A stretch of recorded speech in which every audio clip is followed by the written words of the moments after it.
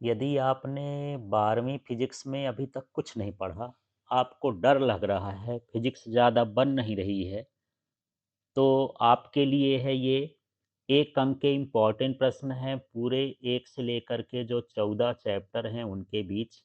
और आप जानते हैं बोर्ड परीक्षा में 1 अंक के 28 प्रश्न आते हैं, तो सारे प्रश्न इसी से पूछे जाएँगे, इसकी तैयारी आप अच्छे से कर लीजिए। आपको सिर्फ 5 वीडियो देखना है, 1 अंक वाले, 2 अंक वाले, 3 अंक वाले, 4 अंक वाले और न्यूमेरिकल। आप इसमें 90 प्लस स्कोर करेंगे। तो चलिए यहाँ पर देखते हैं सभी प्रश्नों को। और आप जो है इस चैनल को सब्सक्राइब कर लें और साथ में एलके फिजिक्स ऐप है उसको गूगल प्ले स्टोर से डाउनलोड कर लें। यहाँ प्रश्न है, ई तीव्रता वाले विद्युत क्षेत्र में आवेश Q रखने पर उस पर लगने वाला बल क्या है? तो ये बल का सूत्र होता है F बराबर QE। दूसरा प्रश्न है, किसी विद्युत द्विध्रुव के केंद्र से r दूरी पर विद्युत क्षेत्र है। तो जब वैद्युत द्विध्रुव की बात होती है तो 1/r³ होता है। फिर क्वेश्चन है, मूल आवेश का मान होता है। तो मूल आवेश का मान 1.6 गुणे 10 की घात -19 कूलाम।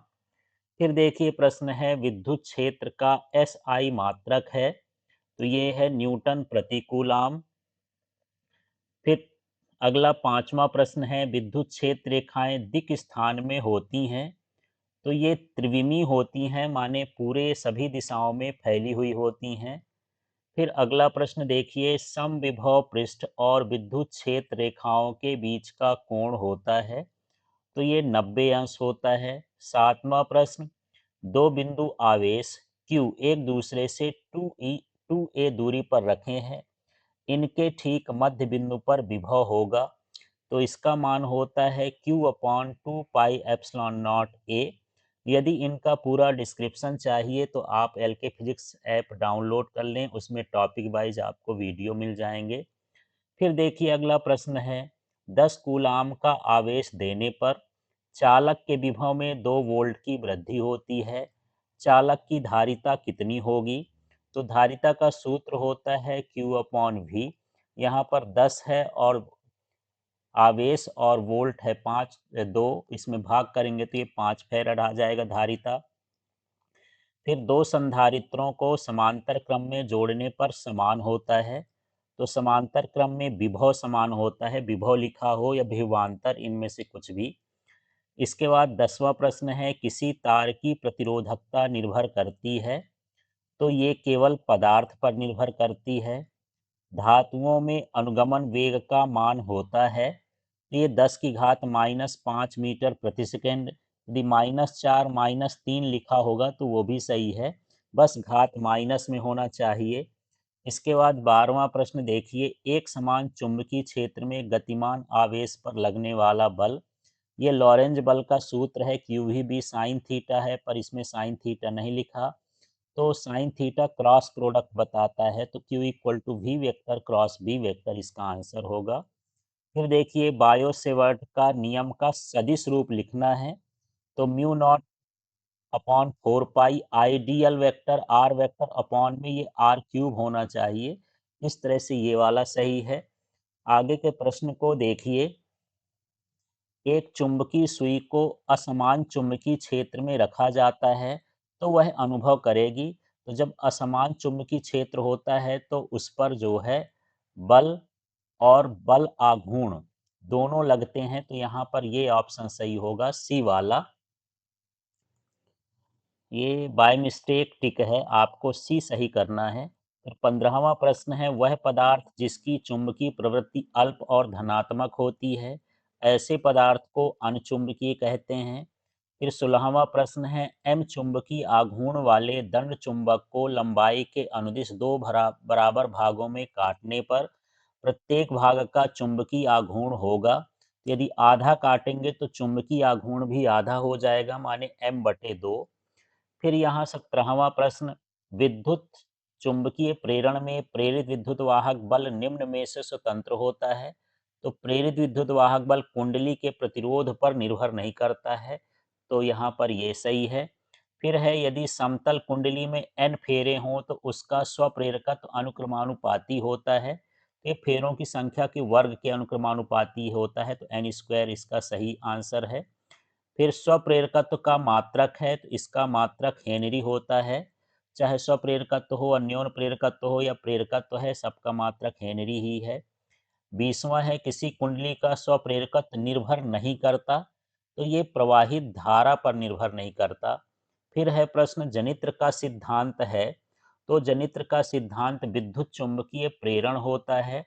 फिर प्रश्न है ट्रांसफार्मर को क्रोड निम्न के मान को कम करने के लिए पटलित बनाया जाता है।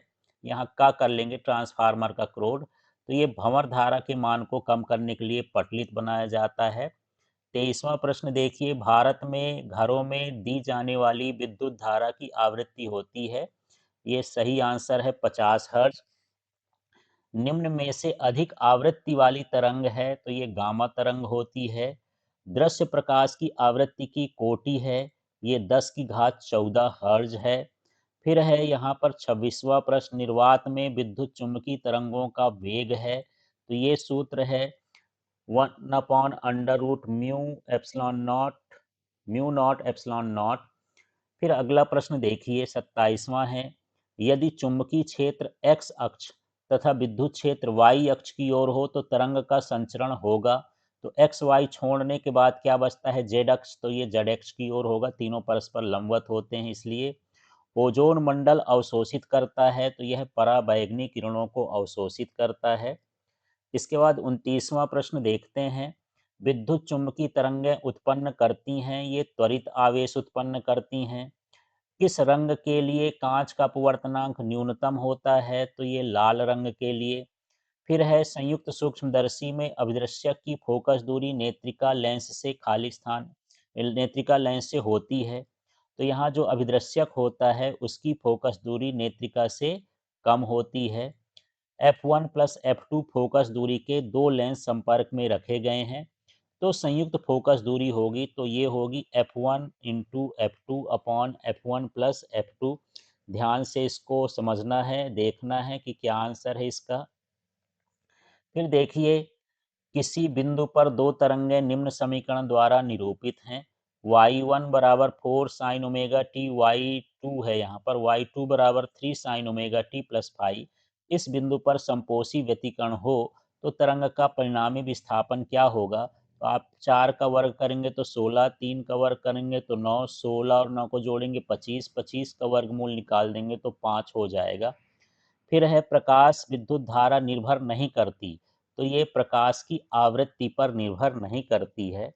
फिर अगला 35वां प्रश्न देखते हैं, निरोधी विभव इलेक्ट्रॉन से संबंधित किस भौतिक राशि के माप करता है, तो यह गतिज ऊर्जा की माप करता है। फिर है किसी धातु या ठंडे कैथोड से इलेक्ट्रॉन उत्सर्जन के लिए आवश्यक प्रबल विद्युत क्षेत्र की कोटि होती है, तो यहाँ पर विद्युत क्षेत्र की कोटि इलेक्ट्रॉन उत्सर्जन के लिए 10 की घात 8 वोल्ट प्रति मीटर होती है। फिर है परमाणु स्वयं में होता है, तो यह उदासीन होता है। परमाणु का पहला मॉडल थॉमसन मॉडल था, तो ये प्लम पुडिंग मॉडल है। अल्फा कण है, तो अल्फा कण होता है हीलियम का नाभिक। फिर है नाभिक की खोज किसने की, तो ये है अर्नस्ट रदरफोर्ड। हाइड्रोजन परमाणु में इलेक्ट्रॉन का न्यूनतम कोणीय संवेग होता है h/2 पाई। सूत्र होता है NH/2 पाई। पहली कक्षा में n का मान 1 हो जाएगा, तो h/2 पाई होगा। फिर देखिए अगला प्रश्न, इलेक्ट्रॉन की चाल अधिकतम होती है, तो ये प्रथम कक्षा में होती है। परमाणु के नाभिक में अवश्य रूप से पाया जाता है, तो ये प्रोटॉन पाया जाता है। सूर्य में ऊर्जा का स्रोत क्या होता है, ये नाभिकीय संलयन होता है।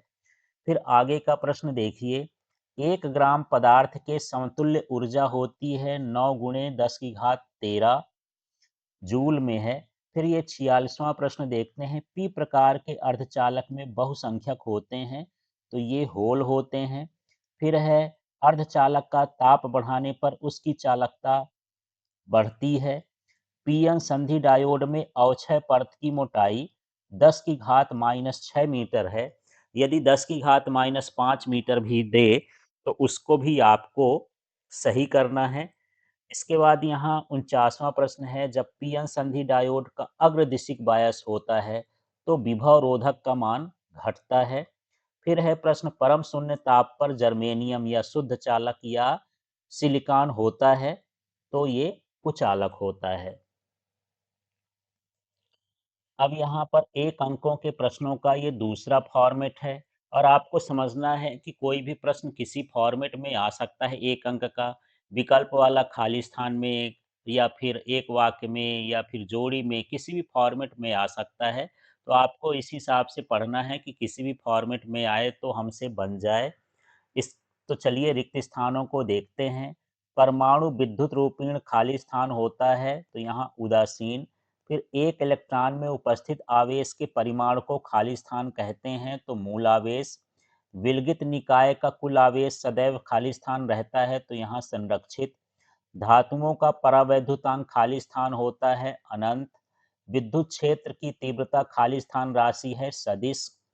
विद्युत क्षेत्र रेखाएं खाली स्थान लूप नहीं बनाती हैं तो बंद। फिर ये है, किसी विद्युत क्षेत्र में खाली स्थान विद्युत क्षेत्र रेखाएं खींची जा सकती हैं, अनंत खींची जा सकती हैं। क्यू आवेश से आर दूरी के लिए विभव का सूत्र है V बराबर 1/4πε0 क्यू अपॉन आर। फिर है, पृथ्वी का मानक विभव खाली स्थान होता है शून्य। संधारित्र का नेट आवेश खाली स्थान होता है शून्य। धारा घनत्व खाली स्थान राशि है सदिश। और आपको समझना है धारा अदिश है और धारा घनत्व सदिश राशि है, ये भी समझना है। अच्छा, इसमें है प्रश्न, विद्युत धारा खाली स्थान राशि है तो अदिश। सेल के बंद परिपथ में उसके इलेक्ट्रोडों के बीच का अधिकतम विभवांतर खाली स्थान विभवांतर कहलाता है तो ये सीमांत विभवांतर या टर्मिनल वोल्टेज बोल सकते हैं आप। एक आदर्श अमीटर का प्रतिरोध खाली स्थान होता है शून्य। शंट हमेशा खाली स्थान क्रम में जोड़ा जाता है समांतर। चुंबकीय क्षेत्र में गतिमान आवेश पर लगने वाला बल खाली स्थान कहलाता है लॉरेंज बल। खाली स्थान चुंबकीय क्षेत्र की तीव्रता का मात्रक है टेस्ला। विद्युत परिपथ में अमीटर को खाली स्थान में जोड़ते हैं श्रेणी क्रम। समान दिशा में दो समांतर धारावाही चालकों के मध्य खाली स्थान बल कार्य करता है आकर्षण। धारामापी खाली स्थान के सिद्धांत पर कार्य करता है बल आघूर्ण। धारावाही परिनालिका खाली स्थान की भांति व्यवहार करती है दंड चुंबक। चुंबकीय क्षेत्र रेखाएं खाली स्थान वक्र बनाती हैं तो यहाँ पर बंद वक्र बनाती हैं। चुंबकीय फ्लक्स में परिवर्तन की दर खाली स्थान के अनुक्रमानुपाती होती है प्रेरित विद्युत वाहक बल के अनुक्रमानुपाती। स्वस्थ नेत्र के लिए स्पष्ट दृष्टि की न्यूनतम दूरी खाली स्थान होती है 25 सेंटीमीटर। वह धारा जिसकी दिशा समय के साथ नहीं बदलती खाली स्थान कहलाती है दिष्ट धारा। शुद्ध धारिती परिपथ में खाली स्थान विद्युत वाहक बल से अग्रगामी होता है तो ये 90 डिग्री अग्रगामी होता है। एक पूर्ण चक्र में प्रत्यावर्ती धारा का औसत मान खाली स्थान होता है शून्य। वाटहीन धारा खाली स्थान वाट की होती है 0 वाट की। फिर है 33वां प्रश्न देख लीजिए, विद्युत चुंबकीय तरंगें खाली स्थान तरंगें होती हैं अनुप्रस्थ। विस्थापन धारा खाली स्थान में परिवर्तन के कारण उत्पन्न होती हैं विद्युत क्षेत्र। रडार प्रणाली में खाली स्थान तरंगों का प्रयोग किया जाता है सूक्ष्म तरंगों का। जीवाणुनाशक के रूप में खाली स्थान तरंगों का प्रयोग किया जाता है पराबैंगनी तरंगों का या किरणों का। दृश्य प्रकाश के रंग उसकी खाली स्थान पर निर्भर करते हैं तरंग दैर्ध्य पर। ज्यामिति छाया में प्रकाश के अतिक्रमण को खाली स्थान कहते हैं विवर्तन। श्वेत प्रकाश में पतली फिल्म खाली स्थान के कारण रंगीन दिखाई देती है व्यतिकरण। बिंदु स्रोत से उत्पन्न तरंगाग्र खाली स्थान होता है गोलीय तरंगाग्र। यंग के प्रयोग में फ्रिंजें खाली स्थान थी अति परवलयाकार। विकिरण की प्रकृति खाली स्थान होती है द्वैती प्रकृति होती है। प्रकाश विद्युत प्रभाव की व्याख्या सर्वप्रथम खाली स्थान ने की थी आइंस्टीन ने। फोटॉन का विराम द्रव्यमान खाली स्थान होता है शून्य। प्रकाश विद्युत उत्सर्जन बिना समय पश्चता, ये 49वां प्रश्न है। प्रकाश विद्युत उत्सर्जन बिना समय पश्चता के एक खाली स्थान प्रक्रिया है सतत या तात्क्षणिक प्रक्रिया है। इलेक्ट्रॉन के विशिष्ट आवेश का मान खाली स्थान होता है 1.76 गुणे 10 की घात 11 कूलाम प्रति केजी। इलेक्ट्रॉन की ऊर्जा खाली स्थान होती है ऋणात्मक। नाभिक का आकार खाली स्थान होता है 10 की घात -15 मीटर या 1 फर्मी भी बोल सकते हैं। हाइड्रोजन परमाणु के मूल कक्षा की त्रिज्या खाली स्थान होती है 0.1 एंगस्ट्रॉम। इलेक्ट्रॉन का कोणीय संवेग खाली स्थान होता है क्वांटीकृत। हाइड्रोजन परमाणु की निम्नतम ऊर्जा खाली स्थान होती है -13.6 इलेक्ट्रॉन वोल्ट। उत्सर्जन रैखिक स्पेक्ट्रम गैसों की पहचान में खाली स्थान की तरह कार्य करता है। फिंगरप्रिंट ऐसे नाभिक जिनकी द्रव्यमान संख्या समान और परमाणु संख्या भिन्न हो खाली स्थान कहलाते हैं। समभारिक हाइड्रोजन ड्यूटेरियम ट्रिटियम के परमाणु द्रव्यमानों का अनुपात खाली स्थान होता है 1:2:3। अर्धचालक में अशुद्धि मिलाने की क्रिया खाली स्थान कहलाती है डोपिंग। सहसंयोजी बंध में इलेक्ट्रॉन की कमी को खाली स्थान कहते हैं। होल भर सकते हैं, वीवर भर सकते हैं या कोटर भर सकते हैं इसमें। चलिए सही जोड़ी वाले प्रश्नों को देखते हैं और मैं बता चुका हूं कि ये प्रश्न किसी भी फॉर्मेट में आ सकते हैं, इसलिए इनको ऐसे पढ़ना है कि चाहे वो सही जोड़ी में आए, एक वाक्य में आए, खाली स्थान में आए, सत्य सत्य में आए, हमसे वो बन जाना चाहिए। तो 1 नंबर के प्रश्नों को आपको बड़े ध्यान से पढ़ना है और ये सारे इंपॉर्टेंट प्रश्न हैं, घबराने की ज़रूरत नहीं है। अच्छे से तैयारी करेंगे, जो लोग नहीं पढ़ पाए हैं इसको पढ़ें। आप चाहें तो चैप्टर वाइज भी इम्पॉर्टेंट प्रश्न देख सकते हैं। तो चलिए सही जोड़ी में देखते हैं। यहाँ प्रश्न है गॉस प्रमेय। तो गॉस प्रमेय का सूत्र ये होता है phi equal to q upon epsilon not. फिर है चालक के अंदर विद्युत क्षेत्र की तीव्रता शून्य होती है तो ये हो जाएगा। आवेशित तार के विद्युत क्षेत्र की तीव्रता ये है lambda upon 2 pi epsilon naught r. फिर आवेशित समतल चादर का जो विद्युत क्षेत्र होता है सिग्मा अपॉन एप्सिलॉन नॉट होता है। फिर आवेश का क्वांटीकरण है तो Q इक्वल टू NE होता है। इस तरह से इसकी जोड़ी मिलाना है। अब देखिए अगली जोड़ी है। तो यहाँ पर व्हीट स्टोन सेतु है तो व्हीट स्टोन सेतु का जो रिलेशन है P/Q बराबर R/S। यहाँ पर आजकल R1/R2 बराबर R3/R4 भी लिख सकता है। इसके बाद आंतरिक प्रतिरोध का जो सूत्र है ये है स्मॉल r बराबर E/V-1 × R। फिर है टर्मिनल वोल्टेज तो ये सूत्र होता है V इक्वल टू E-IR। इसके बाद धारा घनत्व का जो सूत्र होता है J बराबर I/A। फिर ओम का नियम है V इक्वल टू IR। फिर ये किरचॉफ का प्रथम नियम है सिग्मा I इक्वल टू 0। फिर है विद्युत सामर्थ्य या विद्युत शक्ति ये होता है P बराबर VI। अब यहाँ पर फिर से सही जोड़ी को देखते हैं तो लॉरेंज बल का सूत्र होता है QV साइन थीटा। फिर धारावाही लूप पर बल आघूर्ण तो बल आघूर्ण का सूत्र ये tau equal to NIAB sine theta. चुंबकीय क्षेत्र में धारावाही चालक पर बल तो ये होता है ILB साइन थीटा या BIL साइन थीटा, जो भी इधर उधर घुमा के लिख सकता है। फिर है बायो सेवर्ट का सूत्र तो ये होता है μ0/4 pi ideal sine theta upon R square. फिर प्रश्न है एम्पियर का परिपथी नियम तो ये सी वाला सही है। Integration B vector dot D L vector equal to μ0 × I। अब अगली जोड़ी भी देख लेते हैं। दंड चुंबक का चुंबकीय आघूर्ण तो ये होता है चुंबकीय आघूर्ण M×2L। फिर धारावाही लूप का चुंबकीय आघूर्ण है तो ये होता है NIA। आपको समझना है चुंबकीय आघूर्ण अलग होता है और बल आघूर्ण अलग होता है, इसलिए इसमें कंफ्यूजन में न रहना। अब देखिए दंड चुंबक का ये जो है बल आघूर्ण आ गया है, इसका सूत्र होता है MB साइन थीटा। फिर धारावाही लूप का बल आघूर्ण NIAB साइन थीटा। फिर यहाँ चुंबकन की बात है तो M/V है। फिर चुंबकीय फ्लक्स है तो ये BA cos थीटा होता है। अब आगे की जोड़ी भी देख लेते हैं। यहाँ पर है प्रेरक की स्थितिज ऊर्जा। तो प्रेरक की स्थितिज ऊर्जा या कुंडली की स्थितिज ऊर्जा या चुंबकीय स्थितिज ऊर्जा भी बोल सकते हैं, ½ LI²। इसके बाद फिर से ये चुंबकीय फ्लक्स आ गया तो phi equal to BA cos theta. फिर है प्रेरित विद्युत वाहक बल तो ये होता है -d∅/dt। फिर है प्रेरित धारा तो E/R है। फिर लंबी परिनालिका का स्वप्रेरकत्व है तो ये सिंगल एन वाला mu naught n square a upon l. फिर अन्योन प्रेरकत्व है तो ये mu naught n one n two a upon l. फिर यहाँ पर गतिक विद्युत वाहक बल है तो ये सबसे ऊपर लिखा है बी एल भी। अब देखिए आगे की जोड़ी भी देख लेते हैं यहाँ भी। तो धारा का वर्ग माध्य मूल मान, तो यहाँ पर देखिए धारा का जो वर्ग माध्य मूल मान है ये वाले प्रश्न का, तो यहाँ पर ये है जी नंबर का आई नॉट अपान रूट टू। इसके बाद यहाँ पर धारितीय प्रतिघात है, तो धारिता को तो वैसे भी सी से लिखते हैं, यहाँ से अंदाजा लगा सकते हैं धारिता का प्रतिघात हो गया 1/ओमेगा सी, और ये होगा प्रेरक का प्रतिघात ओमेगा एल।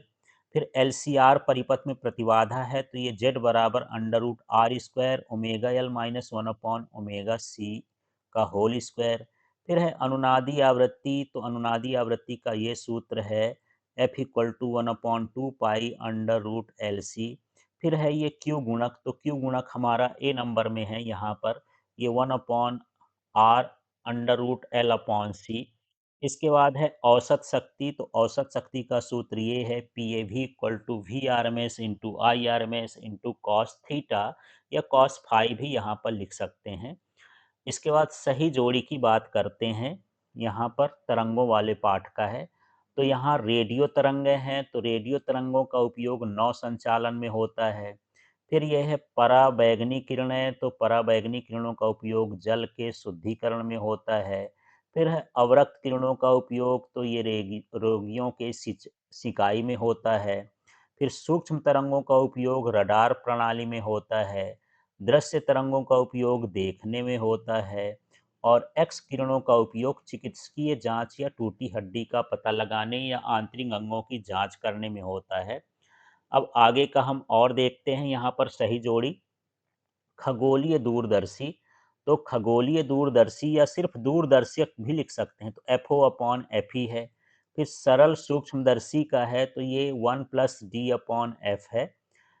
इसके बाद संयुक्त सूक्ष्मदर्शी का है तो m o into m e है। इसके बाद लेंस निर्माता सूत्र है, तो लेंस निर्माता सूत्र ये होता है n-1 in bracket 1/r1 - 1/r2। फिर है अपवर्तन सूत्र ये गोली पृष्ठ का, यहाँ गोली पृष्ठ का अपवर्तन सूत्र n2 - n1/r n2/v - n1/u। यहाँ n की जगह म्यू भी लिख सकता है, तो कंफ्यूजन में नहीं रहना है। फिर है दर्पण सूत्र, तो ये प्लस वाला जो है 1/f equal to 1/v plus 1/u, ये दर्पण सूत्र है। इसके बाद यहाँ पर लेंस सूत्र है तो 1/f equal to 1/v minus 1/u। अब हम 9वें नंबर के प्रश्न में हैं, इसमें भी सही जोड़ी है। तो यहाँ है प्रकाश का कणिका सिद्धांत, तो प्रकाश का कणिका सिद्धांत किसने दिया? न्यूटन का। फिर यहाँ द्विस्लिट का प्रयोग, तो यंग के द्विस्लिट का प्रयोग यंग थॉमस ने किया। फिर प्रकाश का मुड़ना, तो प्रकाश का मुड़ना विवर्तन कहलाता है। फिर यहाँ पर समतल तरंगाग्र है, तो जब प्रकाश स्रोत अनंत पर हो तो ये समतल तरंगाग्र बनता है। फिर बात करते हैं व्यतिकरण, तो ये तीव्रता में परिवर्तन व्यतिकरण कहलाएगा इस तरह से। इसके बाद द्वितीयक तरंगिकाओं का सिद्धांत किसने दिया? हाइगन ने। और ध्रुवण किसके द्वारा होता है? पोलेराइड के द्वारा। अब आगे का भी सही जोड़ी देख लेते हैं। यहाँ है फोटान की ऊर्जा, तो फोटान की ऊर्जा E बराबर एच न्यू होती है। फिर द्रव्य तरंग है तो lambda equal to H upon M V है। द्रव्यमान ऊर्जा संबंध E equal to M C square है। कार्यफलन phi equal to H nu not है। आइंस्टीन का समीकरण half M V square max equal to H nu minus nu not. फिर यहाँ पर निरोधी विभव की बात है, तो निरोधी विभव ये है half m v square max e v naught. अब यहाँ फिर से देखिए सही जोड़ी मिलाइए। तो हाइड्रोजन का नाभिक, तो हाइड्रोजन का नाभिक जो होता है वो उसमें भी प्रोटॉन केवल पाया जाता है।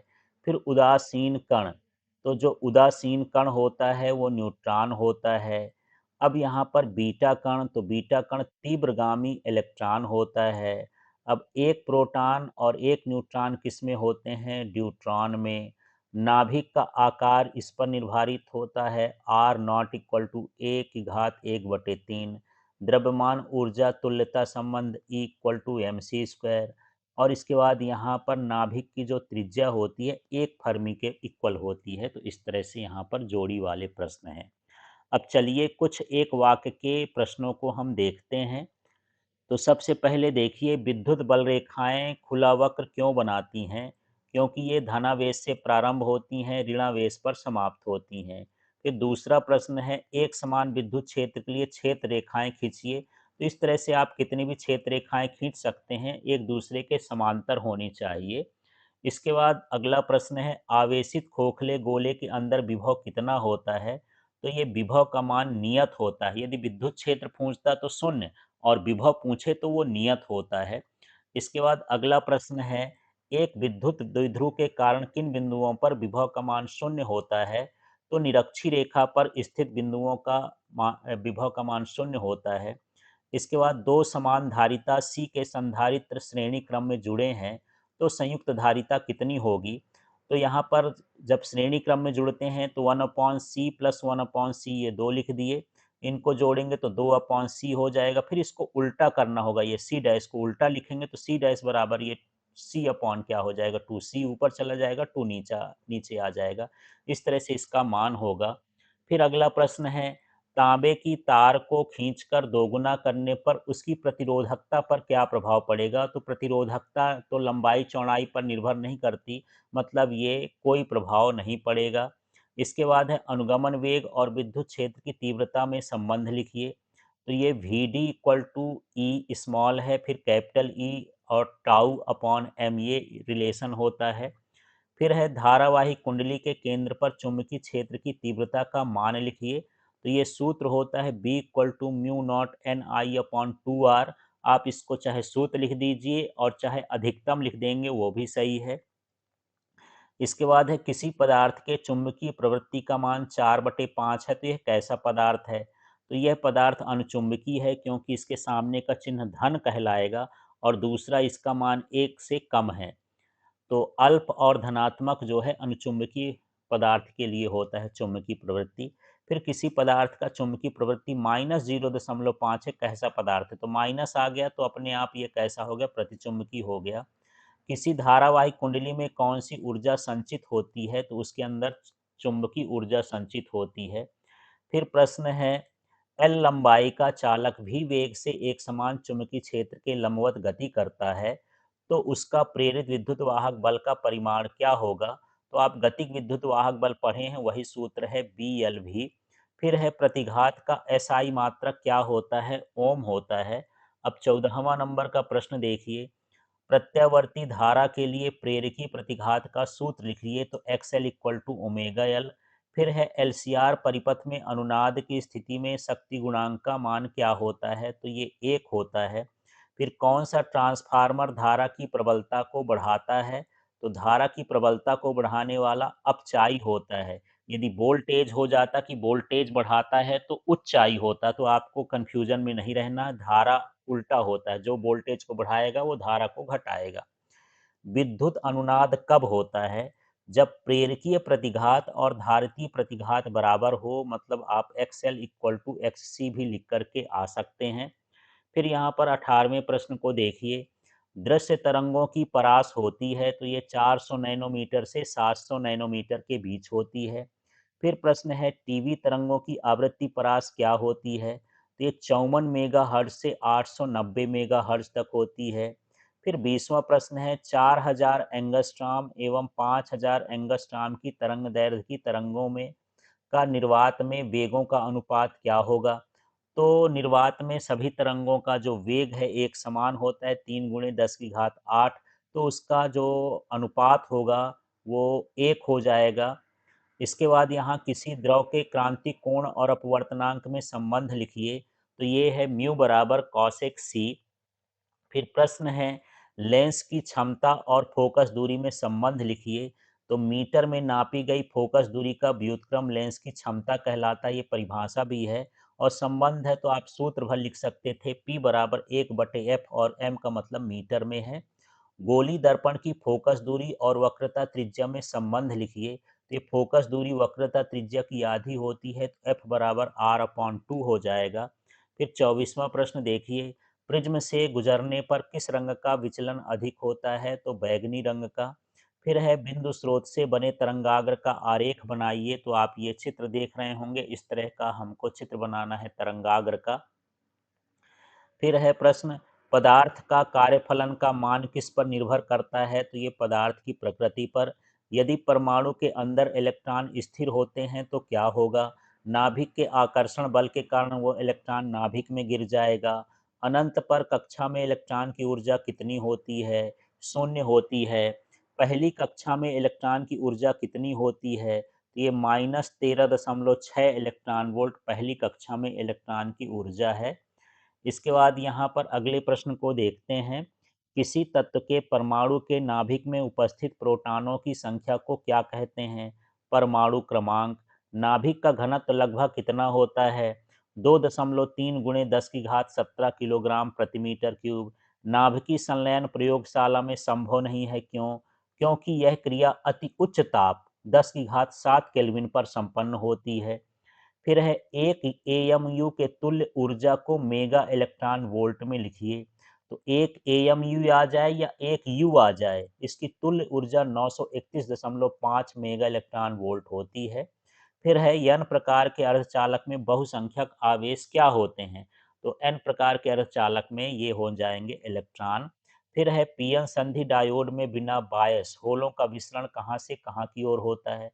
तो विसरण का तो सीधा मतलब है अधिक सांद्रता से कम सांद्रता की ओर। तो होल अधिक पी क्षेत्र में पाए जाते हैं, तो पी से कहाँ की ओर होगा? एन की ओर होगा। अब अगला प्रश्न है जो सत्य सत्य वाला है, चलिए इसको देख लेते हैं। वैद्युत द्विध्रुव आघूर्ण एक अदिश राशि है, ये असत्य है, ये सदिश होती है। 1 मीटर फोकस दूरी के लेंस की क्षमता 1 डायोप्टर होती है, ये सत्य है। पूर्ण आंतरिक परावर्तन में प्रकाश का कोई पारगमन नहीं होता, ये भी सत्य है। 1/f+1/u इस संबंध को लेंस समीकरण के रूप में जाना जाता है, गलत है, ये दर्पण समीकरण है, इसलिए असत्य हो गया। फिर है प्रतिबिंब वस्तु के साथ बिंदु से बिंदु संगत होता है, ये बिल्कुल सही है, तो यहाँ सत्य हो गया।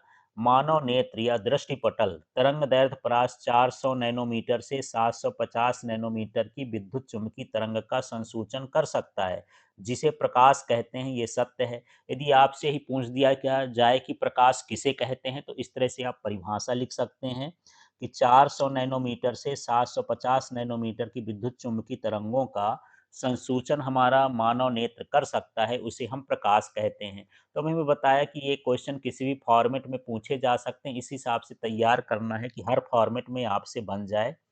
पीले प्रकाश की तरंग दैर्ध्य 0.6 माइक्रोमीटर लगभग है, ये भी सत्य है। दो कला संबंध स्रोत से आने वाले तरंगों के अध्यारोपण तीव्रता 4 गुनी हो जाती है, अध्यारोपण से तीव्रता 4 गुनी हो जाती है, सत्य है। सीडी में रंग विवर्तन के कारण देखा जा सकता है, सत्य है। प्रकाश तरंग अनुप्रस्थ होती है, ये भी सत्य है। एक पोलेराइड से पारगमित प्रकाश की तीव्रता आधी होती है, सत्य है। कैथोड किरणें धनावेशित कणों की धाराएं होती हैं, असत्य है, ये ऋणावेशित कणों की होती हैं, इसमें धनावेशित लिख दिया गया है। इसके बाद है विद्युत आवेश क्वांटीकृत होता है, सत्य है। देहली आवृत्ति उत्सर्जक प्लेट के पदार्थ की प्रकृति पर निर्भर करती है, सत्य है। क्षार धातुएं जैसे लिथियम, सोडियम, पोटेशियम, सीजियम और रुबिडियम प्रकाश संवेदी पदार्थ कहा जाता है। कभी कभी यही प्रश्न पूछ देगा कि प्रकाश संवेदी पदार्थ किसे कहा जाता है। तो जो क्षार धातुएं होती हैं, जो भी याद आ जाए आपको, 3-4 नाम लिखना है, lithium, sodium, potassium, caesium, rubidium, इन्हें ही प्रकाश संवेदी पदार्थ कहा जाता है, क्योंकि इसमें प्रकाश पड़ने से फोटॉन इलेक्ट्रॉन का उत्सर्जन हो सकता है।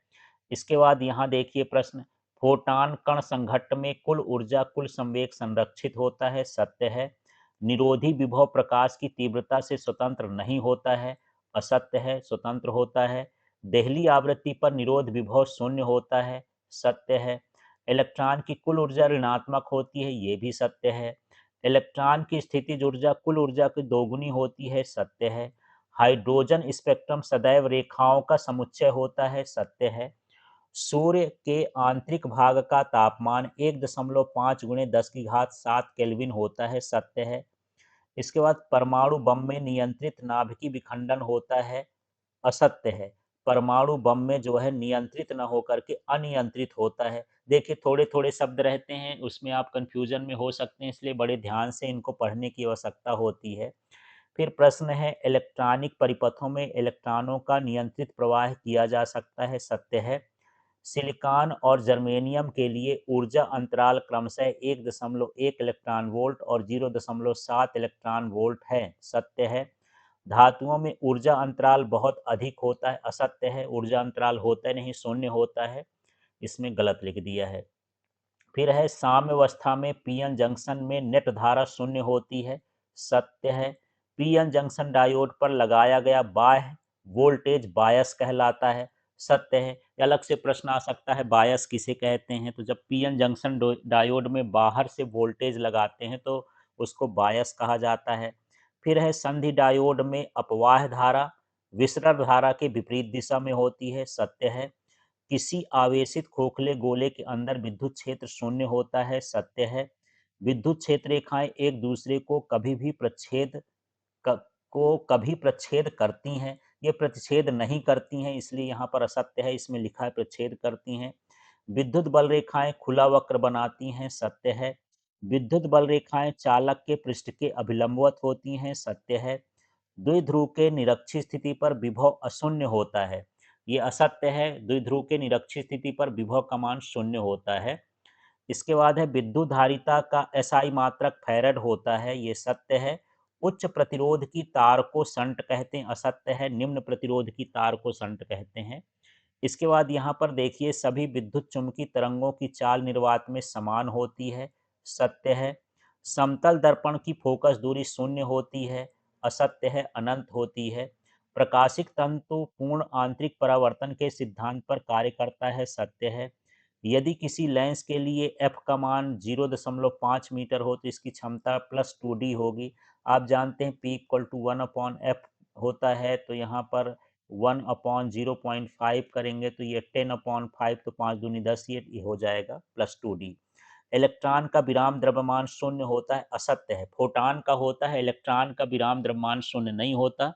9.1 गुणे 10 की घात -31 किलोग्राम होता है इलेक्ट्रॉन का। फिर धातु से इलेक्ट्रॉन उत्सर्जन के लिए कार्यफलन अधिक होना चाहिए, असत्य है। कार्यफलन कम होना चाहिए।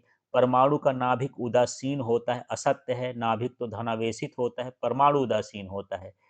फिर है, नाभिक में पाए जाने वाले निरावेशित कण को खाली स्थान कहते हैं, तो ये न्यूट्रॉन कहते हैं, ये सत्य है। और ये यूरेनियम 92 235 में नाभिकीय संलयन होने की संभावना असत्य है, इसमें नाभिकीय विखंडन होता है।